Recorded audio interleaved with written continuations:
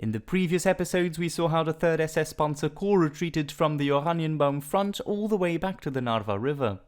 We also saw the heavy fighting to the southwest of Narva and how tough it was for the Germans to keep the supply routes open to reinforce the Narva bridgehead. In this episode we will take a closer look at these battles for the actual Narva bridgehead.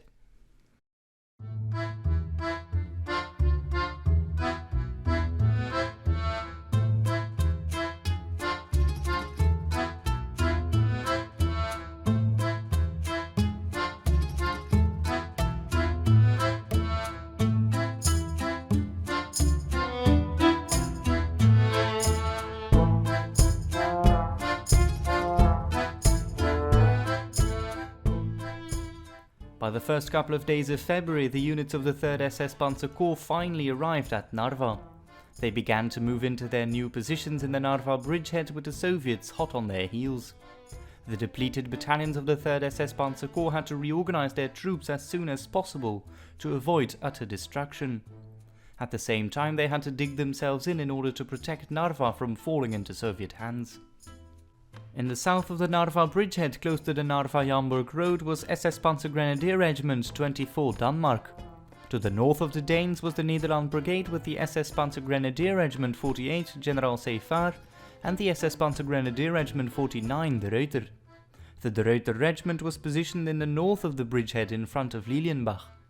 The General Seyffardt was positioned in the middle of the bridgehead, forming a small salient. Also in the Narva bridgehead were several Tiger tanks of the Schwere Panzerabteilung 502, or Heavy Tank Battalion 502 in English, and the 1st Company of the SS Panzerabteilung 11 Hermann von Salza, the latter being a part of the 11th SS Freiwilligen Panzergrenadierdivision Nordland.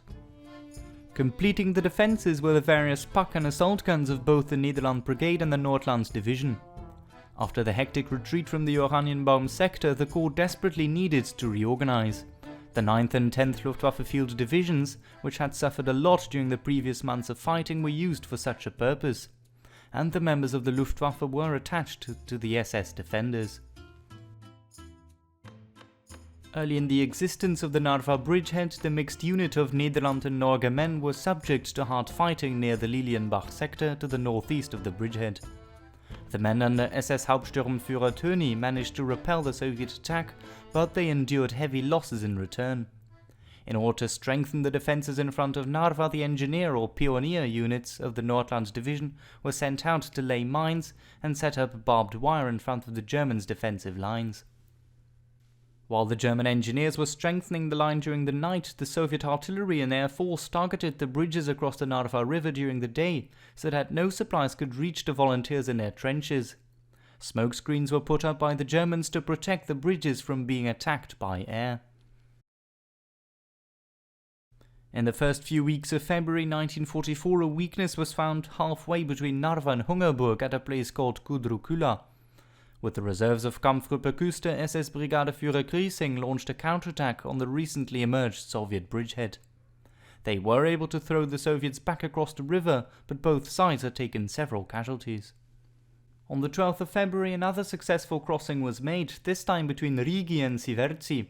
Defending the lines was a Wehrmacht Kampfgruppe named Wengler, which consisted out of members of the 227th Infantry Division. They managed to put the Soviets more or less at bay, but it didn't prevent the Red Army troops to attack the men of the SS Engineer Battalion 54 that was defending the town of Siverzi. The Soviet forces managed to break through the lines of the Dutch SS Engineer unit located at the town cemetery. Eventually, in a counterattack, the Dutchmen were able to retake their trenches, albeit with heavy losses. While the Dutchmen were desperately fighting for their positions at Siverzi, the Soviets managed to breach the defences in the centre of their newly established bridgehead. With the motorised column, they quickly headed westward.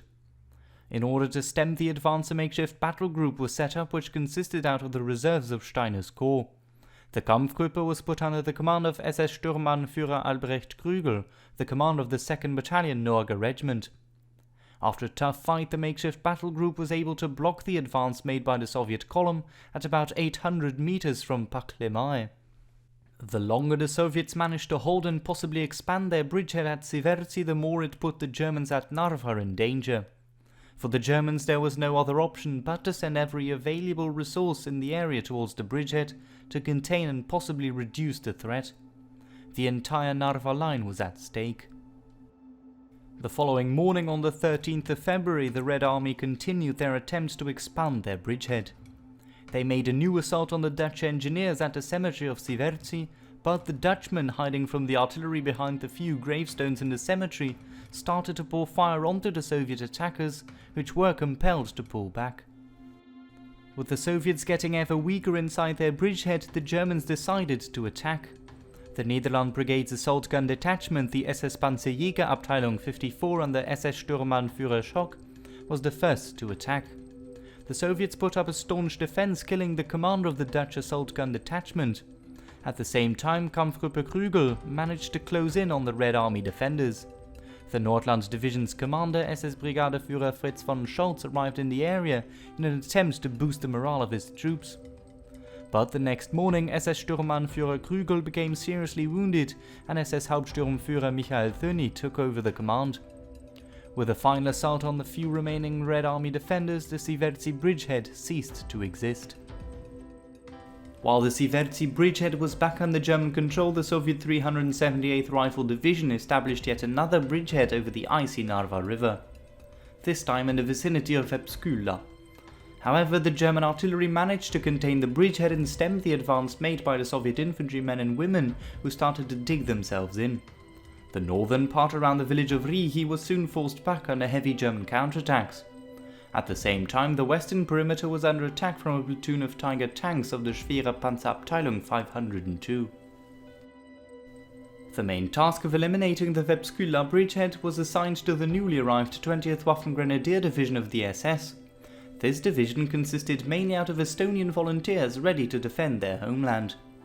The Estonian No. 1 Division, as it was also called, took over the line from Hungerburg to Narva. In so doing, the various mixed Wehrmacht units were replaced by one solid division.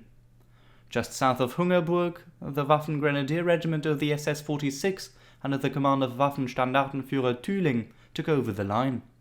The 1st Battalion of SS Hauptsturmführer Silvert was placed just south of Kudrukula, while the 2nd Battalion of SS Obersturmführer Weber was positioned around Rigi. The Waffen-Grenadier Regiment of the SS 45 was positioned south of its sister regiment. Waffensturmbannführer Harald Ripalu positioned his 1st Battalion of Waffenhauptsturmführer Trik between Vasa and Ventsküla. Ripalu placed his 2nd Battalion under the command of Waffenhauptsturmführer Paul Meitler between Siverci and Narva itself. The Estonians were quickly thrown into action in an attempt to push the stubborn Soviet forces within the bridgehead back. After a week of severe and hard fighting, the Estonians managed to breach the Soviet defences at Vepsküla on the 29th of February. In the very tough and bloody close quarters combat, the Estonians managed to reach the river bank and push the Soviets back. The line was re-established. As the attempts by the Third Baltic Front to attack Narva from Siverci, Merikula and Krivasso had failed, General Govorov, in command of the front, changed his attention to the Narva bridgehead. And so the fighting for the Estonian city became even more intense. The change of attention certainly became apparent when on the night of the 6th to 7th of March, the Soviet forces bombed the city, causing a great number of casualties to the Germans inside the town and reducing a part of the city to rubble. After the aerial raid, the Red Army artillery kicked in. The Soviet attack was imminent. The defenders suffered terribly under the Soviet bombardment. The Denmark Regiment in particular suffered a lot material-wise. As the bombardment ceased, the men of the 30th Guards Rifle Division came out of their trenches and attacked the Narva bridgehead. The brunt of the attack was borne by SS Panzergrenadier Regiment 48, General Seyffardt of the Nederland Brigade. SS Obersturmbannführer Jörchel was forced to commit his last reserves to repel the attack. It was a costly battle for both sides, but eventually the Dutchmen held the line and the Red Army soldiers were forced to pull back. For his part in the defense, Jörchel was awarded the Knight's Cross of the Iron Cross.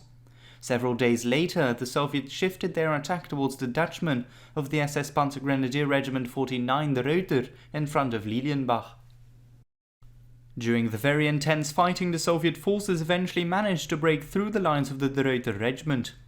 As several tanks supported by infantry made their way through the Netherlands' defences, an emergency force consisting out of members of both the Denmark and Norge regiments had to be set up to stem the advance made by the Red Army soldiers. The force was led by SS Obersturmführer Sidon, and after enduring heavy casualties, the original line was restored. Molkerei close to Lilienbach changed hands multiple times during the battle, and the commander of the 14th Company of the Die Deutsche Regiment, SS Hauptsturmführer Dievel, was killed in action. A breach was made by the Soviet tanks to the north of the Popovka-Narva road, and the panzers of the 1st Company, 11th Panzer Regiment Hermann von Salza, were ordered to defend the bridges over the river. The Panther tanks under SS Obersturmführer Roth rolled forward and successfully repulsed the Soviet attack. The Die Deutsche Regiment finally cracked under the pressure of the continuous fighting for the village of Lilienbach, and their commander, SS Obersturmbannführer Kolani, ordered his men to withdraw. Under the cover of darkness during the night of the 13th to 14th of March, Kolani's regiment retreated. The Soviet forces quickly became aware of what was going on, and the men of the Die Deutsche Regiment were caught in the act of retreating. Harsh fighting ensued, and the Soviet forces managed to encircle several of the retreating parties. The 2nd Battalion of the Die Deutsche Regiment lost its commander in the attempt to extricate themselves out of the precarious situation. The demoralized men and the Kolani dug themselves in at the new defensive line running from Lilienbach Hill to Teufelwiese and Parkwald. 8 days after their struggle to survive the retreat, the regiment was hit again on the 22nd of March. Its 5th Company was virtually knocked out, and the regiment had to call up all its personnel to stem the tide of battle. The 2nd Shock Army had been unable to breach the lines of the 3rd SS Panzer Corps, and all attacks on the entrenched volunteer units of the German army were temporarily suspended. This gave the opportunity to both sides to strengthen the lines. The SS Panzer Grenadier Regiment 24 Denmark now defended the line from the southeastern corner of the Bridgehead at Dolgaya Niva to the islands in the Narva River to the west. Also at Dolgaya Niva was a company of the SS Pionier Battalion 11. The engineers of the Nordlands Division had constructed 2 outposts close to the town. The posts were given the name of Hedge and Sunshine. The western bank of the river to the south of Kreenholm was held by SS Panzer Grenadier Regiment 23 Norge. By that time, the most immediate threat, the one in the Krivaso bridgehead, was dealt with. The men of the 3rd SS Panzer Corps that were sent there to stem the Soviet advance were transferred back to the rest of the volunteer corps still holding the Narva bridgehead. In April, the 2nd and 3rd Battalions of the Norge Regiment were placed to the south of Narva, holding the river where they touched the lines of the Feldherrn Halle Panzer Grenadier Division further to the southwest. The depleted battalions of the 11th Nordlands Division and the 4th Sturmbrigade Netherlands all had to be reinforced. A part of the 1st Battalion of the Norge was used to reinforce the 3rd Battalion. The rest of the 1st Battalion was sent back to Germany to scavenge new recruits. The 1st Battalion of the Denmark Regiment was also sent home to reorganize. Both battalions would eventually be fitted into the 5th SS Viking Division. The Nordlands Division, still licking its wounds, was thoroughly reorganized. Both its Panzer Grenadier regiments were reduced to 2 battalions each, and several units received new commanders. The command of the Norge Regiment was taken over by SS Obersturmbannführer Nöchlein, who replaced Stoffers. Because the command of the Denmark Regiment, SS Obersturmbannführer Graf von Westphalen, fell out mortally wounded while he was crossing the Kreenholm Bridge on the 9th of April, he was replaced with SS Sturmbannführer Krügel. Graf von Westphalen eventually succumbed to his wounds on the 28th of May in a military hospital in Tallinn. After the hellish first quarter of 1944, the front line in front of Narva had quieted down. On the 7th of June, the Soviet soldiers made an unsuccessful attack on outpost Sunshine. The attack on Sunshine was a prelude to a new wave of Soviet attacks on the salient. On the 12th of June, the Red Army started an intense bombardment on the lines held by the Danes. A part of the 7th Company at Sunshine retreated back towards the battalion's headquarters, and those who stayed behind fought a desperate hand-to-hand battle for the possession of the outpost. With the help of the Nordlands divisional artillery, the Soviet push lost vigor, and the Frontaviki were compelled to halt their advance towards the headquarters of the 2nd Battalion Denmark Regiment. The Soviet troops did manage to capture outpost Sunshine. A counterattack by the few survivors of the 7th Company, led by SS Unterscharführer Egon Christofferson, eventually managed to push the Soviets out of the outpost, but the depleted company was now practically wiped out. With the summer sun setting over the battlefields of the Narva bridgehead, the time was ripe to reinform the battered divisions still holding the bridgehead. The overall command of the 3rd SS Panzer Corps temporarily shifted from SS Obergruppenführer Steiner to SS Obergruppenführer Kleinheisterkamp, while multiple smaller units also received new commanders. To the north of the bridgehead, SS Brigadeführer Franz Augsberger took over the command of the 20th Waffengrenadier Division of the SS. For the Soviets, the summer weather was a welcome gift as they could finally put their aeroplanes to good use. On the German side, it was decided that the Narva bridgehead was getting untenable to hold, with the situation in both the north and south deteriorating. Finland was getting ever more vulnerable, and to the south, Army Group Center was nearing destruction, with Operation Bagration in full swing. As the Narva bridgehead had to be evacuated, a new defensive line had to be set up. To the west of the city of Narva were a string of 3 elevated positions, which the Germans picked out to set up their new defensive line. This line would become known as the Tannenberg Line. The tactical retreat to the new line would go into force as soon as Detachment Narva gave the green light. The German offensive lines along the southern part of the river Narva, close to the swamps to the north of Lake Peipus, would remain in place. Because of the swampy area, it was considered to be of no danger to any large-scale attacks.